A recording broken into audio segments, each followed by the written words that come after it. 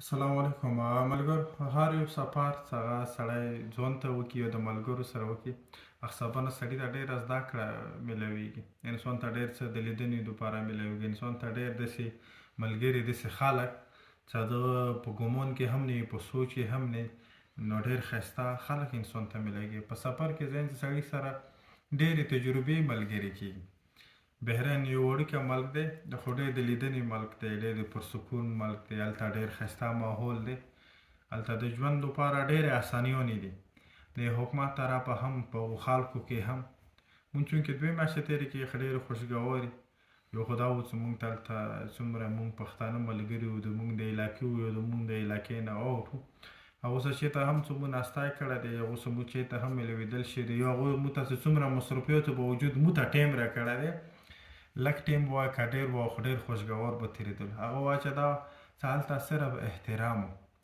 چونکې زه څو نور ملکونو ته هم لاړم، خو بحرین یو داسې دی چې کلیوالي غوندې ژوند دی ورکې. هلته کوم عرب دی، هغه هم ډېر پولایټ، ډېر نرم، ډېر پرسکون او ډېر خاموش طبیعت والا خلک دي. یعنې هلته زموږ خلک چې څومره هم د هغو خلکو نه مطمئن دي، د بحرین د نظام نه مطمئن دي، د بحریني خلکو نه مطمئن دي. نو هغه وجه دا دی چې دغه خلک زموږ خلکو ته ریسپیکټ هم ورکوي او روزګار هم ورکوي. او چې چېرته هم احترام وي، هلته بیا روزګار هم وي. ټولو هغو ملګرو ډېره مننه کوو چې هغو مونږ ته بلنه راکړه، دغه نه یې مونږ وغوښتلو. هلته یې مونږ ته رهایشي راکړو، مونږ یې قدر وکړو، مونږ یې احترام وکړو. او د هغو خلکو هم ډېره مننه چې هغو مونږ سره میلاو شوي دي په هر ځای کې.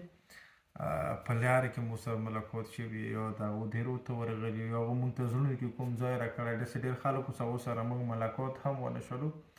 د ټولو بحرین چې څومره هم مسافران دي، د هغو ډېره مننه. تاسو احترام، تاسو عزت، تاسو مینه، تاسو محبت، دا به انشاءالله همیشه دپاره مونږ په زړه کې وي، او دا به انشاءالله همیشه دپاره ځان سره یو ساتو. ډېره مننه. بریالي اوسو.